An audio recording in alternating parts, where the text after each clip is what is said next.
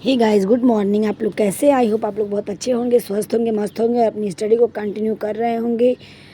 तो आज मैंने अपने रिवीजन की शुरुआत की। मैंने सुबह सुबह यानी मेरे दिन की शुरुआत तो 6 बजे हो गई थी, लेकिन मैं स्टडी करने के लिए 9 बजे के बाद बैठी, क्योंकि सुबह मुझे जल्दी बहुत ज़्यादा काम हो गया था, जिसको मैं थोड़ा सा मुझे अपने स्टडी को रोकना पड़ा और वो काम मुझे बहुत इम्पोर्टेंट था, तो मैं उसको करने लगी। और उसके बाद फिर सब लोग स्कूल गए तो मैं बैठ गई 9 बजे से पढ़ने के लिए, क्योंकि आज मैं सोच रही थी कि मैं क्या पढूं क्या छोड़ूं, क्योंकि हर चीज़ मतलब पूरा जो सिलेबस में आपके दिया है तो उसमें से तो क्वेश्चन आएंगे ही, लेकिन जो आपने बुक ली है उसके हिसाब से आप कहाँ से इम्पोर्टेंट, कहाँ से ज़्यादा क्वेश्चन पूछते हैं वो भी जानना बहुत ज़रूरी है। तो मैंने आज उस पर मतलब देखा कि कहाँ से क्वेश्चन ज़्यादा पूछे जा रहे हैं, तो या फिर हिंदी हो या फिर इंग्लिश हो या फिर मैथ हो या फिर रीजनिंग या फिर जीके।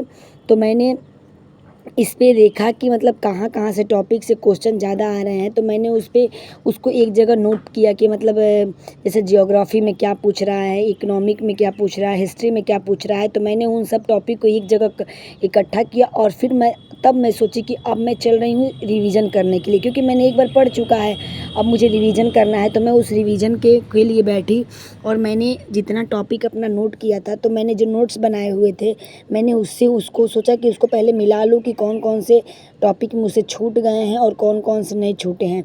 तो मैंने सबसे पहले हिंदी को चूज़ किया। मैंने सोचा चलो मैं पहले हिंदी को चूज़ करती हूँ और मेरा जो सेकंड पेपर है वो चलता रहेगा। तो मैं आप लोगों के साथ भी किसी वीडियो में आप लोगों के साथ ये शेयर करूँगी कि मतलब कहाँ किस टॉपिक से ज़्यादा क्वेश्चन पूछे जा रहे हैं। प्रीवियस ईयर क्वेश्चन में किस टॉपिक से ज़्यादा क्वेश्चन आए हैं। जैसे हिंदी में है विशेषण से क्वेश्चन आते हैं, फिर अनेकार्थी शब्द से, मतलब जैसे कि एक कोई आपको दे दिया है एक पूरा लाइन बना के और उसका क्या मतलब हुआ, मतलब आपको एक शब्द में चूज़ करना है और आपको तत्सम तद्भव पूछता है, पर्यायवाची शब्द पूछता है। तो ये सब टॉपिक जो है ना, मतलब जनरल में मतलब अधिकतर हर इस टॉपिक को पढ़ना बहुत ज़रूरी है। जैसे हिंदी में ये हो गया, तो मैंने अपना देखा तो मैंने पूरा नोट्स बना चुका है, सिर्फ मुझे रिवीजन करना है, क्योंकि केवीएस के टाइम मैंने जो पढ़ा हुआ था तो वो मेरा इसमें काम आ गया। मैंने केवीएस के टाइम सारे नोट्स बनाए हुए थे, तो मुझे इसमें नोट्स बनाने की ज़रूरत नहीं थी, मुझे सिर्फ रिवीजन करना था। और हिंदी मुझे उतनी कठिन लगती नहीं है, तो इसलिए। और फिर मैंने इंग्लिश में देखा है, इंग्लिश में वोकेबुलरी बहुत ज़रूरी है, यानी सिनोनिम्स और एंटोनिम्स और क्या बोलते हैं अरेंजमेंट, यानी छोटे छोटे टुकड़े करके किसी वाक्य है उसको छोटे छोटे टुकड़े करके दे दिया गया और उसको आपको अरेंज करना है, वो बहुत इम्पॉर्टेंट है, वो भी पढ़ना बहुत ज़रूरी है। और आपको प्रीपोजिशन पूछता है, वो ज़रूरी है। तो ऐसे ऐसे टॉपिक जो होते हैं छोटे छोटे, उसको मतलब आपको ज़्यादा कवर करने की ज़रूरत है। आप जितना हो सके आप सिनोनिम्स, एंटोनिम्स और विलोम शब्द यानी मतलब वर्ड, इन सब चीज़ों को मतलब इसको ज़्यादा पढ़ने की ज़रूरत है, तो इसको आप लोग देख लीजिएगा।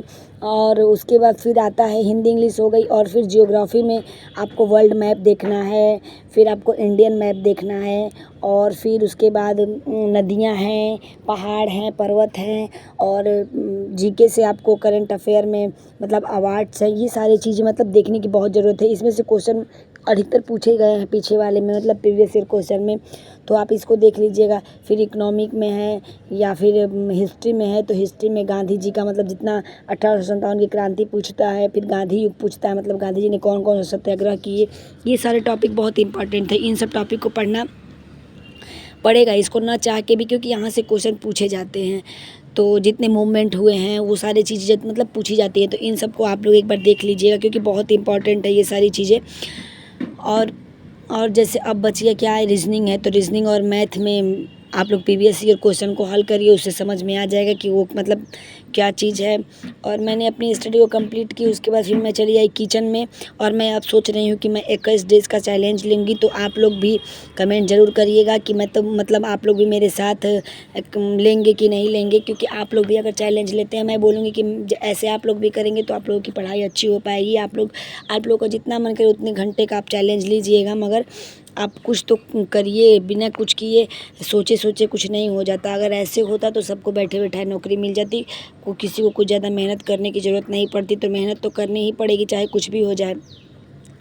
तो आप लोग इसको देखिए और आप लोग प्रीवियस ईयर क्वेश्चन ज़रूर हल करिए, जिससे कि आप लोगों को कुछ आइडिया हो पाए कि मतलब कहाँ से क्वेश्चन पूछे जा रहे हैं। क्योंकि अब तो हो सकता है कि पीजी इसका एग्ज़ाम हो ही रहे हैं, डीएसएसबी के डेट आ ही गए हैं, हो सकता है इसके बाद पीजीटी का टीजीटी का आ जाए, फिर पीआरटी का आ जाए, तो एग्ज़ाम तो उसके बाद होना ही होना है। क्योंकि जल्दी ही हमको लग रहा है अक्टूबर नवंबर तक सारे एग्ज़ाम कंप्लीट हो जाएंगे। तो इसलिए आप लोग मेहनत करिए, आगे आप लोगों को सफलता ज़रूर मिलेगी। और जो कुछ भी होगा मैं बताऊंगी आप लोगों को मतलब कैसे क्या है। और आप लोग भी कमेंट करिएगा, जो कुछ पूछना होगा मैं बताऊंगी आप लोगों को, कमेंट का जवाब ज़रूर दूंगी। तो फिर चलिए, ये छोटी वीडियो थी, छोटी वीडियो मैंने बड़ी नहीं की वीडियो को। मैंने पढ़ाई तो शाम को भी की, रात को भी की, लेकिन मैंने ज़्यादा वीडियो नहीं बनाई। मैं सोची चलो थोड़ा सा यही आप लोगों को बता देती हूँ। उसके बाद फिर मैं अपना सारा किचन का काम करने लगी, क्योंकि ये भी बहुत ज़रूरी होता है, किचन का काम करना बहुत ज़रूरी है। ये नहीं करेगा तो कुछ नहीं हो पाएगा। तो फिर चलिए, मैं यहीं पे वीडियो का एंड करती हूँ। वीडियो अगर अच्छी लगी हो तो वीडियो को दिल से लाइक शेयर और सब्सक्राइब ज़रूर करिएगा। और आप लोग हमेशा मोटिवेट रहिएगा। और बच्चों का थोड़ा सामान लाना था, जो कि कल 15 अगस्त था, तो उसी के लिए सारा सामान लाने जाना था। तो मैं वही जा रही थी मार्केट। ये सब भी बहुत ज़रूरी होता है, जीवन का सारा कुछ एक हिस्सा होता है, जो कि एक हाउसवाइफ को सब कुछ लेके चलना पड़ता है। तो किसी को आप स्किप नहीं कर सकते, चाहे अपने लिए आप स्टडी रखे हो या फिर घर का काम हो या फिर सारी जिम्मेदारियां हो, सब कुछ लेके चलना पड़ता है। तो अब मिलते हैं नेक्स्ट ब्लॉग में, तब तक के लिए बाय बाय।